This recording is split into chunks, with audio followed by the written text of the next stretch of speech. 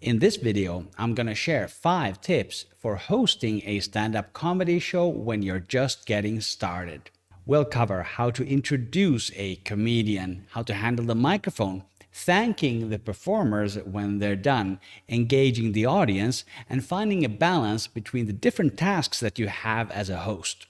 This is a free module from my online class, Stand-Up Comedy for Beginners. Learn more at comedyforbeginners.com. At some point in your stand-up comedy career, you will probably be invited to host a show. This is also called being an MC, a master of ceremonies. Or maybe you start your own show and then you will be the host by default. By the end of this video, you will know which tasks to focus on when you're hosting. Hosting a show is one of those transferable skills that you will be able to use outside of stand-up comedy as well in other types of events.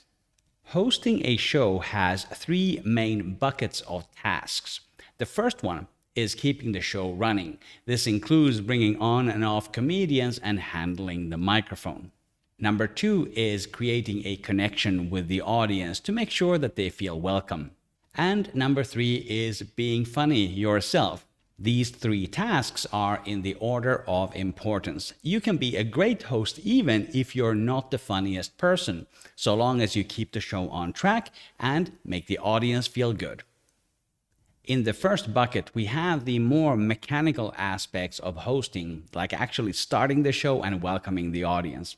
This may include introducing yourself, but one power tip is that if possible, get somebody else to introduce you. That could be one of the other comedians performing that night or the person running the venue. Your main task in this bucket is bringing the comedians onto the stage and handling the microphone. When it comes to the microphone, I recommend that you always place it in the mic stand. That will make it easy for the comedian to grab it from there. Sometimes when you hand over the microphone to them by hand, this can be a little bit awkward. People are not sure exactly when they should grab it, for example. The mic stand is the safe option. But before you actually invite the comedian to come on stage, you have to introduce them. Here's a simple script. Our next performer is all the way from Switzerland.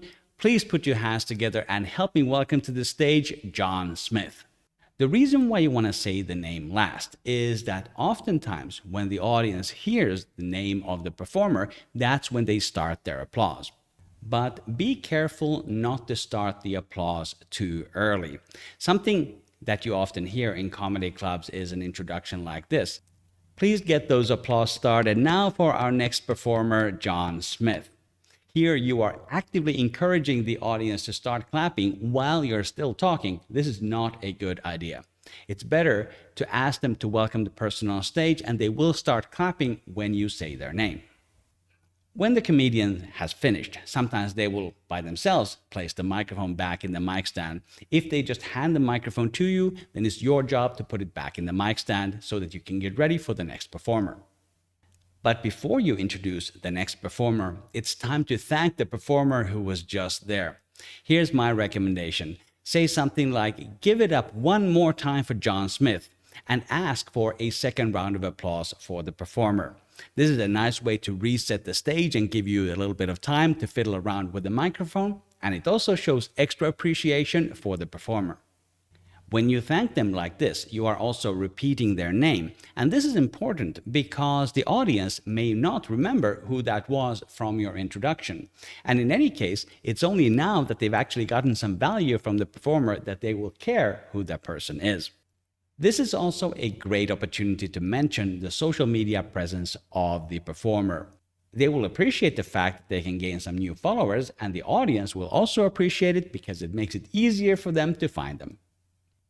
Another thing you can plug in your thank you is their next appearance. When are they going to be on stage again and where? There are some other thank yous that you should include in your presentation as well. This could be at the beginning of the show, in the middle, or at the end. Number 1 is to thank the venue that is hosting you. Number 2 is to thank the sponsors of the show if you have any. And number 3 is, of course, the audience. Related to the venue, it's also important to thank the staff working there that night. And if you are in the US, also feel free to remind the audience to tip their waitstaff. The second bucket of tasks when you're hosting is to make the audience feel welcome and included in the show. Typically, in a comedy show, the host will warm up the audience by talking to them at the beginning of the show. This is called crowd work. The purpose of crowd work is to get the audience warmed up and get a little bit loose in their seats. It's also a good idea to do crowd work in order to find out some information about the audience. For example, is anybody from out of town? Is anybody celebrating anything? Some of the things that you learn in your crowd work segment can also be the basis of callbacks later on in the show. You or one of the other comedians may make a reference to something that the audience member said at the beginning of the show, and these are usually a great way to engage the audience. If you want to take your audience engagement to the next level, make sure to talk to them before the show even begins. Not from the stage, but just by walking around. If the room is kind of filling up, you have a little bit of time to talk to the audience members, and the people who are there early, they will feel extra special because you talked to them before the show even started. The third bucket of tasks for you as a stand-up comedy host is to be funny yourself and tell jokes.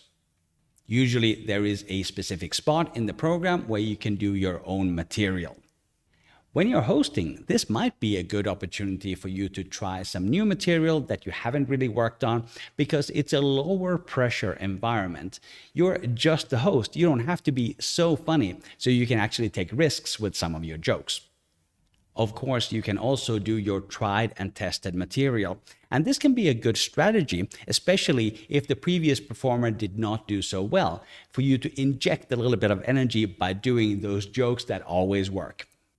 At my own shows, I potentially have 3 different roles. One is to produce the show, the second one is to host and MC it, and the third one is to be a performer and tell jokes myself.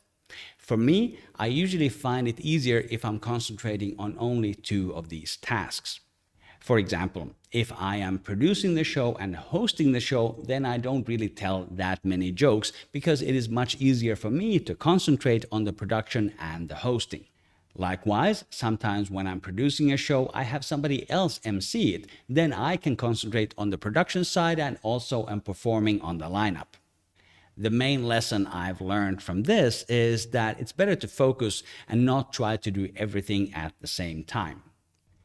Hosting a stand-up comedy show is a lot of fun, and I hope that you take the opportunity either when it's presented to you or when you create your own show and create your own opportunity to host it. If you want to learn step by step how to start doing stand-up comedy, check out my online class, Stand-Up Comedy for Beginners. Just go to comedyforbeginners.com. For more comedy tips, click or tap the screen right there. That's my series, Comedy Club Secrets, where I answer some of the most common questions that I get about doing stand-up comedy. My name is Markus. Thank you for watching, and I will see you in the next video.